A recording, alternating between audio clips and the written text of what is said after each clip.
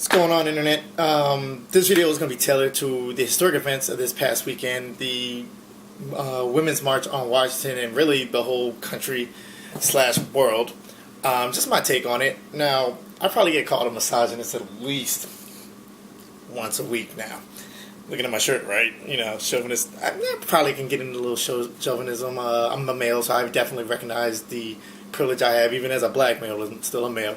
But just from the Google definition of misogyny: dislike of or contempt for or ingrained prejudice against women.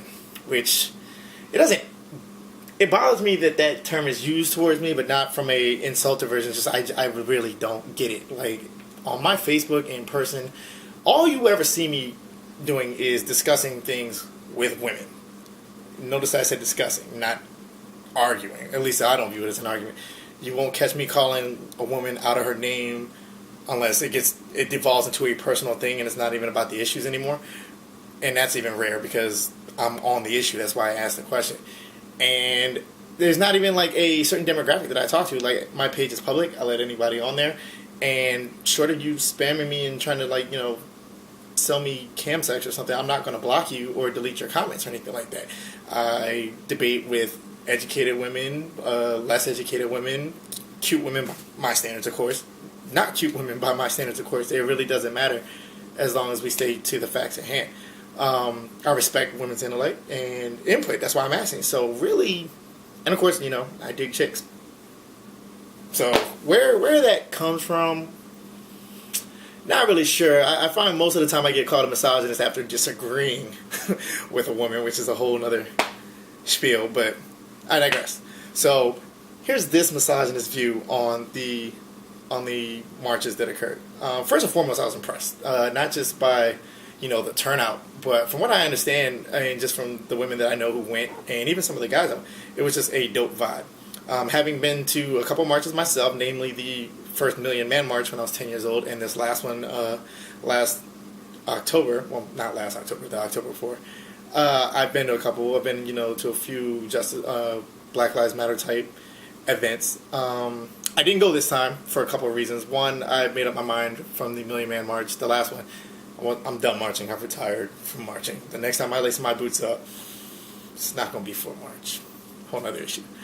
But beyond that, I didn't want to go because I did vote for Trump, and to me it kind of sent maybe a possible hypocritical message, because a lot of people view that march as a protest strictly to Donald Trump, which a big part of it was, but I viewed it later on as more of a women's issues, a women's empowerment type thing, and it just happens to be that there's a guy who's in direct opposition to that, but I'd like to think that it was bigger than Trump. I don't want to limit something as epic as what that was to Trump.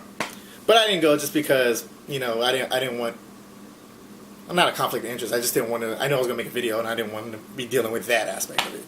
Two, I didn't want to draw any initial feminist ire because, from the whole damned if you do, damned if you don't, like, I remember the first Million Man March was specifically for black men, and there were women there, and while they weren't assaulted or insulted or anything like that, the vibe was, what are you doing here? So I didn't want to mess that up. And then before the march, I found out that they actually called for men to come to show support, which was cool, but then it was like, do we go and let them cook in a feminist space without our patriarchal presence, or is it we couldn't step out our own patriarchy and male privilege to go show support? I really didn't care. I was just being, a troll with that. But that was in the thought process. But I will say this. I was not disappointed in what I saw, just in the sheer numbers and just the sheer intersectionalism that seemed to be a prevailing theme. What I did find funny was I saw that viral photo that went across the internet, about the sister holding up the sign saying that white women voted for Trump. And the comments were just hilarious to me because 55% at least of the white female vote in America went to Trump. You cannot tell me that a lot of those people weren't out there marching in those streets, all right? Because I've had a long-standing, issue with feminism as it's practiced in the United States, not just the idealism of feminism, but how it manifests in this country. So, and many feminists have been and still are white supremacists, and the white supremacist vote went to Trump. So, they smile in your face, say we're going to do all this, that, and then they go vote another way for their own interests. You can't tell me a good percentage of those weren't at that march. But beyond that, even if every 3 million, 2 million, whatever the number is of the popular vote, female vote, that voted against Trump were the only women at that march, they still had a lot to talk about.